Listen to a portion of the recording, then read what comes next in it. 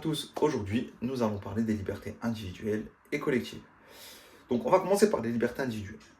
La première liberté individuelle que l'on peut mettre en avant, c'est la liberté d'expression, qui est consacrée par la DDH de 1789, donc la Déclaration des droits de l'homme et du citoyen, et qui nous permet alors d'exprimer nos opinions dans et en dehors de l'entreprise, tant qu'elles ne nuisent pas à l'entreprise et qu'elles ne soient pas abusives. Par exemple, des propos injurieux ou dénigrants. Il faut bien distinguer la liberté d'expression du droit d'expression. Le droit d'expression, lui, permet de dénoncer les conditions de travail. Par exemple, je ne sais pas moi, travailler dans un environnement trop froid. Le salarié, lui, ne doit pas nuire à l'entreprise, puisqu'il a ce qu'on appelle un devoir de loyauté. Attention, le droit du travail, lui, encadre ses libertés individuelles.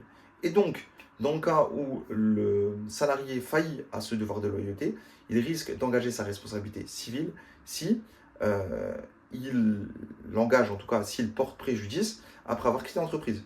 Un exemple, on travaille chez McDonald's et on va dénoncer des conditions de travail en étant dénigrant. Alors que ceci est complètement faux, on engage sa responsabilité. Je le répète. Ensuite, on va parler du respect de la vie privée. Donc là, on parle d'un respect, d'un droit fondamental, puisque le salarié, lui, ne peut pas être sanctionné d'un fait qui relève de sa vie privée. Exemple, une femme qui souhaite tomber enceinte, elle ne peut pas être sanctionnée puisqu'elle souhaite tomber enceinte. Ça relève de sa vie personnelle. Concernant les mails et les dossiers personnels, qui ont la mention personnelle, l'employeur n'y a pas accès également. Pour y avoir accès, il faut qu'il demande l'accord de l'employé. Ensuite, on va parler ici de la vidéosurveillance, puisque nous savons que dans beaucoup de magasins, beaucoup d'endroits, on a de la vidéosurveillance. Pour avoir de la vidéosurveillance, bien évidemment, il faut que cela respecte 3 conditions. La première, il faut que ça soit justifié. Par exemple, ça soit justifié par la sécurité des salariés, par des vols répétés, etc. Ensuite, il faut que ce soit proportionné au but de rechercher, c'est-à-dire que si des vols sont commis uniquement au premier étage, rien ne sert d'imposer la vidéosurveillance dans les 3 autres étages d'un immeuble. D'accord ? Et ensuite, les salariés doivent être avertis. Si l'employeur n'avertit pas les salariés, il peut être sanctionné. Voilà, maintenant qu'on a vu les libertés individuelles, on va voir comment l'employeur peut limiter en tout cas ses libertés. Pour limiter ses libertés, il doit respecter 2 conditions. Déjà de 1, l'atteinte doit être justifiée par la nature de la tâche à accomplir. Ça, c'est la première condition. La deuxième condition, l'atteinte, elle doit être toujours proportionnée au but de rechercher. Maintenant, on va parler des libertés collectives.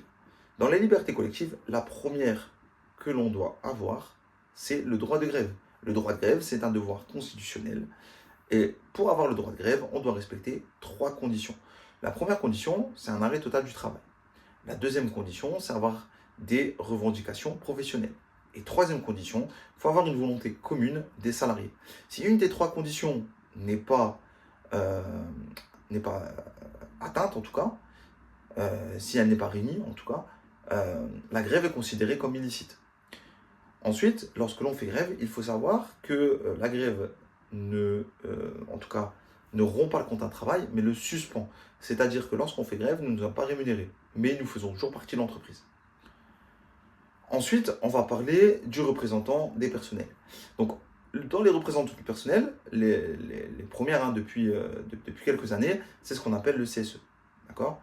Le comité social et économique de l'entreprise, qui va représenter les salariés et va défendre leurs droits dans les entreprises d'au moins 11 salariés.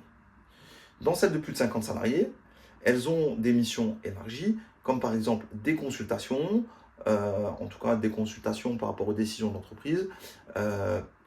Ils vont être interrogés aussi sur les conditions de travail, ils vont être interrogés évidemment sur le licenciement, d'accord, des salariés. Donc, on rappelle, le CSE doit être en tout cas présente dans les entreprises d'au moins 11 salariés. Ensuite, on va parler des syndicats.